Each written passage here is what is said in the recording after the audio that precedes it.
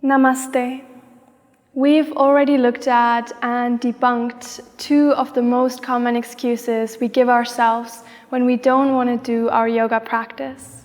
So today, let's look at the third and final excuse. I'm too tired. And of course, after a long day at work, it is so much easier to sit down in front of the TV and relax instead of getting on our yoga mat to practice.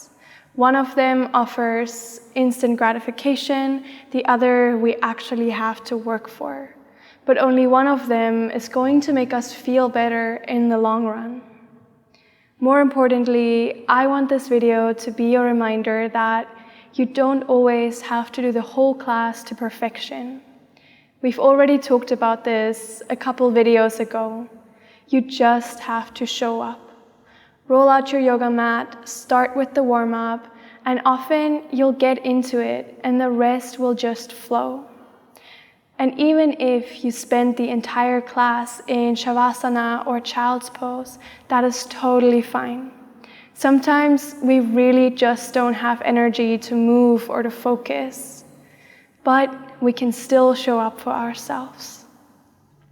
So instead of saying, I'm too tired, I'll do it tomorrow, we can say, I don't have to be perfect, but I want to show up for myself. I will honor my body and give it what it needs, whether that's some simple movements to re-energize myself, or really just spending a few minutes in Child's Pose for deep relaxation and rest. And last but not least, if this feeling of I'm too tired or exhausted comes up very frequently, it is important to address the root issue. Make sure that you're getting enough sleep, that you're giving your body time to recover after working out, that you're eating a healthy and balanced diet that gives you all the nutrients you need, and that you schedule your day in a way that is aligned with your internal rhythms. I hope you found this video helpful and that you won't let this excuse of I'm too tired take over control.